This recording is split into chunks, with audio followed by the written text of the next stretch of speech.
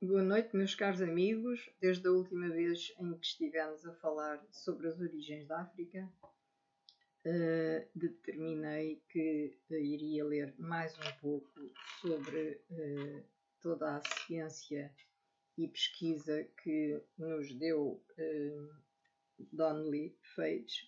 Donnelly Page, que nasceu em 1921 e faleceu em 2002. E, portanto, tínhamos ficado sobre,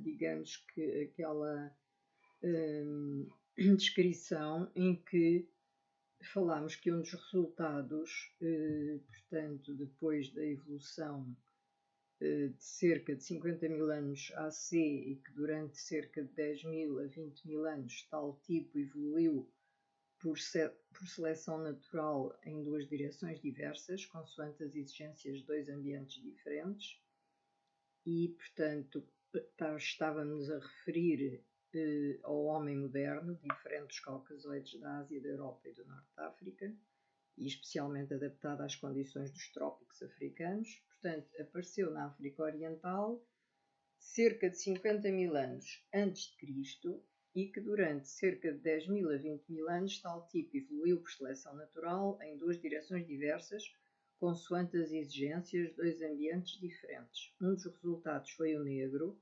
adaptado às condições de umidade da África equatorial e ocidental, e o outro foi uma variante mais adaptada às terras de pastagem e às savanas mais secas da África Oriental e Austral.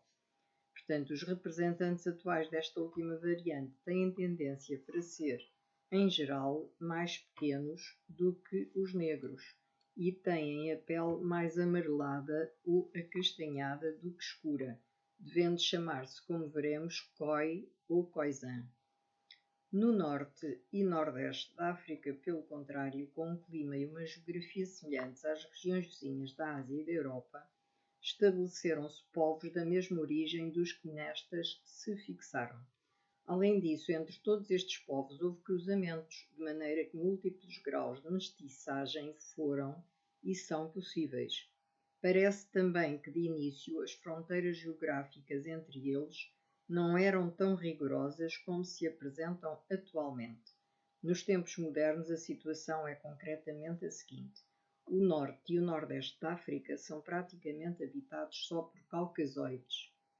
Os Khoisans estão praticamente reduzidos às terras áridas do extremo sudoeste do continente, no deserto do Kalahari e na sua periferia, enquanto em todo o resto de África predominam os povos negros. No entanto, ainda há 5 mil anos, aproximadamente, a situação deve ter sido muito diferente. Os caucasoides constituíam certamente a população dominante, se não a única, que habitava o norte e o nordeste da África. Todavia, alguns fixaram-se mais para o sul, pelo menos na metade oriental das regiões planálticas, que se estendem da Etiópia até à África do Sul.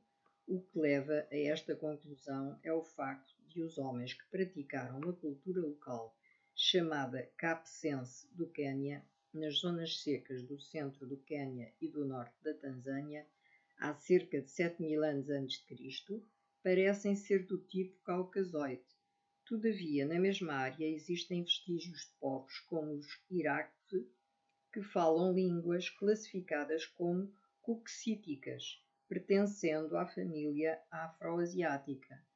Mas a maior parte das populações das savanas a sul e a leste da floresta equatorial parece ter pertencido ao ramo Khoisan do homem africano geneticamente aparentado aos negros, mas distinguindo-se deles não só pela cor da pele e outros traços físicos, mas provavelmente também pela língua.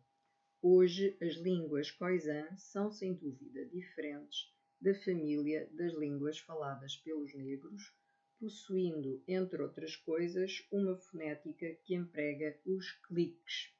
Os povos Khoisan são muitas vezes chamados busquimanos e hotentotes, mas estas designações referem-se mais às suas culturas do que às suas raízes étnicas. Hotentotes são aqueles Khoisan que, quando os europeus chegaram à África Austral há alguns séculos, possuíam rebanhos, mas não praticavam a agricultura, enquanto os busquimanos não faziam nem uma coisa nem outra, sendo exclusivamente caçadores e recoletores da Idade da Pedra.